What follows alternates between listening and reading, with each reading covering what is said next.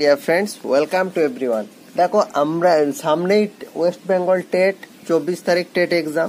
তো টেট এক্সামকে সামনে রেখে আমি আজকে ইম্পর্টেন্ট এই এক্সাম পার্সপেক্টিভে ইম্পর্টেন্ট কতগুলো টার্ম সম্পর্কে আলোচনা করব, যে টার্মগুলো অ্যাকোয়াটিক ইকোসিস্টেম বা জলজ বাস্তুতন্ত্রের মধ্যে পড়ছে।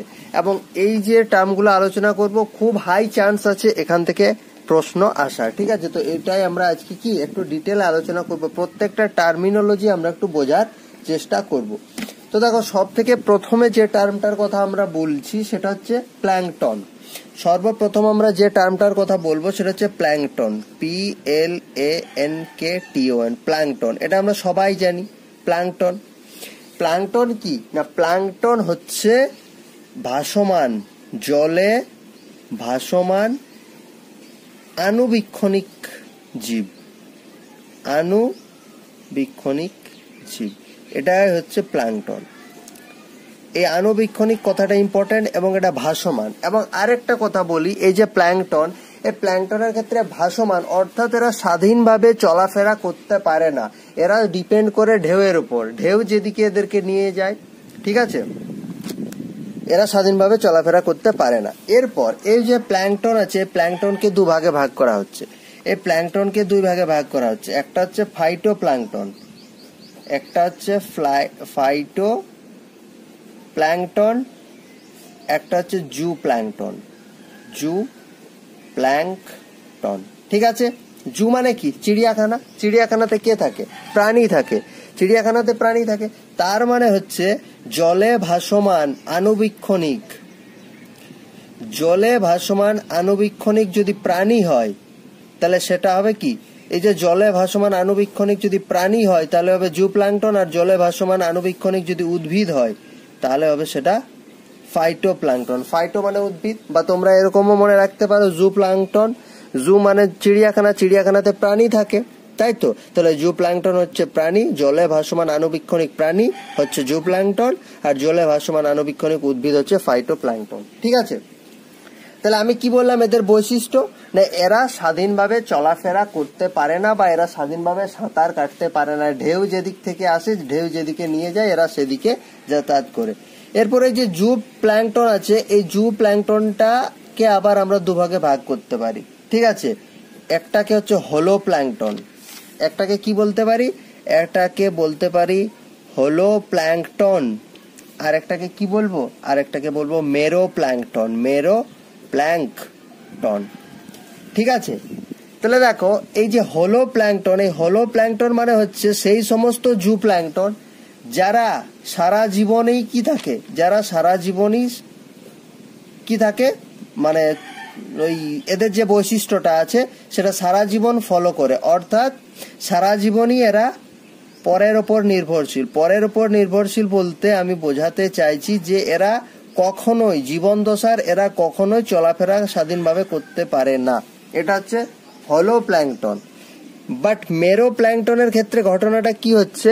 মেরো প্ল্যাঙ্কটনের ক্ষেত্রে ঘটনাটা হচ্ছে ছোটবেলায় চলাফেরা করতে পারে না, বাট এরা যেমন যেমন বড় হতে থাকে, যেমন যেমন গ্রো করতে পারে, তেমন এরা কিন্তু চলাফেরাও করতে পারে, বা যদি বলো তাহলে সাঁতার কাটার কথা, সাঁতারও কাটতে পারে। এই জন্য এদেরকে বলা হচ্ছে মেরো প্ল্যাঙ্কটন। তাহলে আবার যদি আমি প্রথম থেকে বলছি, প্ল্যাঙ্কটন, প্ল্যাঙ্কটন মানে হচ্ছে জলে ভাসমান আণুবীক্ষণিক জীব। প্ল্যাঙ্কটনকে দুই ভাগে ভাগ করছি, একটা ফাইটো প্ল্যাঙ্কটন, একটা জু প্ল্যাঙ্কটন। ফাইটো প্ল্যাঙ্কটন মানে হচ্ছে জলে ভাসমান আণুবীক্ষণিক উদ্ভিদ হচ্ছে ফাইটো প্ল্যাঙ্কটন, জলে ভাসমান আণুবীক্ষণিক জীব হচ্ছে প্রাণী হচ্ছে জু প্ল্যাঙ্কটন। এই জু প্ল্যাঙ্কটনকে আবার দুভাগে ভাগ করলাম, একটা হোলো প্ল্যাঙ্কটন, একটা মেরো প্ল্যাঙ্কটন। হোলো মানে কথাটা মনে রাখবে না, হোল। হোল মানে কি? WHO, হেলি হোল। হোল মানে সম্পূর্ণ। তার মানে এরা সম্পূর্ণ জীবন দশার কখনোই এরা স্বাধীনভাবে সাঁতার কাটতে পারে না, বা স্বাধীনভাবে চলাফেরা করতে পারে না। সারা জীবনই এরা পরের উপর, মানে ঢেউয়ের উপর নির্ভর করে থাকে, যে ঢেউ যেদিক থেকে আসবে, যেদিকে নিয়ে যাবে, এরা সেদিকেই যেতে বাধ্য। এটা হচ্ছে হোলো প্ল্যাঙ্কটন।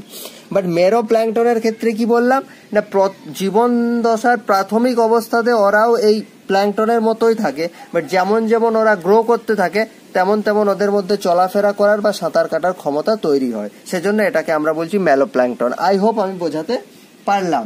এরপর আমরা যেটা চলে যাব, এরপর চলে যাব হচ্ছে নেকটন। এরপর আমরা যে টার্মটাতে যাব সেটা হচ্ছে নেকটন। ঠিক আছে, নেকটন, নেকটন, সেটা মনে হয় হবে না। তাহলে নেকটন কাকে বলবো? নেকটন হচ্ছে যারা স্বাধীনভাবে সাঁতার কাটতে পারে। নেকটন হচ্ছে যারা স্বাধীনভাবে কি করতে পারে? স্বাধীনভাবে সাঁতার কাটতে পারে, সাঁতার কাটতে পারে, তাদেরকে নেকটন। আচ্ছা, একটা কথা বলতে ভুলে গেছি, এই যে ফাইটোপ্ল্যাঙ্কটন অনেক সময় এক্সাম্পল দেয়, তাহলে ফাইটোপ্ল্যাঙ্কটনের এক্সাম্পল তোমরা বলতে পারো ভলভক্স বলতে পারো, ফাইটোপ্ল্যাঙ্কটনের এক্সাম্পল তোমরা ভলভক্স বলতে পারো, বা তোমরা আরো কি বলতে পারো? ক্লামাইডোমোনাস বলতে পারো, ক্লামাইডোমোনাস।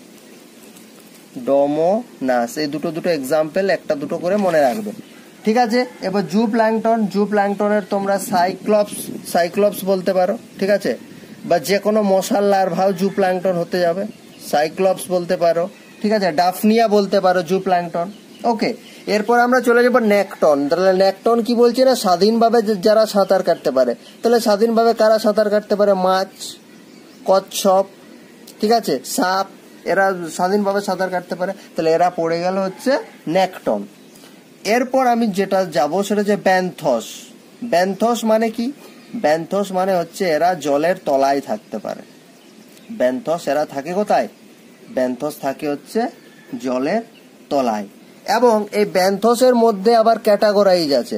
ব্যান্থসের মধ্যে এরা তো জলের তলায় থাকে, এরা দু রকম ভাবে থাকতে পারে। কেউ কেউ হালকা হালকা চলাফেরাও করতে পারে, বা এরা কেউ কেউ কি অ্যাটাচড অবস্থাতেও থাকতে পারে। ঠিক আছে, তাহলে এই যে ব্যান্থস জলের তলায় বললাম, এদের তোমরা ঝিনুক বলতে পারো এক্সাম্পল, কোরাল বলতে পারো যাকে বাংলাতে বলা হয় প্রবাল, বা শামুক বলতে পারো। তাহলে এগুলো হচ্ছে ব্যান্থস। তোমাকে কোয়েশ্চেন দিয়ে দিতে পারে যে শামুক হলো, দিয়ে 4টে অপশন দিল, নেকটন, ব্যান্থস, হলোপ্ল্যাঙ্কটন নাকি ফাইটোপ্ল্যাঙ্কটন, যে কোনো একটা টার্ম দিয়ে দিতে পারে।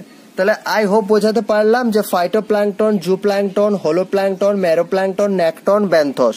ঠিক আছে, নেক্সট যে টার্মটা আমরা আলোচনা করব সেটা হচ্ছে প্যালাজিক। নেক্সট যে টার্মটা আমরা আলোচনা করব সেটা হচ্ছে প্যালাজিক। প্যালাজিক প্রাণী কাকে বলে? প্যালাজিক প্রাণী হচ্ছে সেগুলোই যারা জলের উপরিতলায় থাকে। প্যালাজিক প্রাণী হচ্ছে সেই ধরনের প্রাণী যারা কি থাকে? যারা জলের উপরিতলায় থাকে, জলের উপরিতলায় থাকে। তাহলে কে কে? না, ডাফনিয়া বলতে পারো, প্যালাজিকের মধ্যে তোমার ডাফনিয়া পড়ে যাচ্ছে। ঠিক আছে, বা যে কোনো তোমরা মশার লার্ভা বলতে পারো, মশার লার্ভা। ওরা কি থাকে? জলের উপরিতলায় থাকে। যারাই জলের উপরিতলায় থাকে তারাই হচ্ছে প্যালাজিক। নেক্সট হচ্ছে নিউস্টন। নিউস্টনটা খুব মজাদার। নিউস্টন হচ্ছে সেই সমস্ত প্রাণী যারা কি করে না? স্বাধীনভাবে সাঁতার কাটে। ঠিক আছে, স্বাধীনভাবে সাঁতার কাটে। এবার তুমি বলবে স্বাধীনভাবে সাঁতার তো নেকটনও কাটতে পারে, তাহলে নেকটনের সাথে এদের কি সম্পর্ক?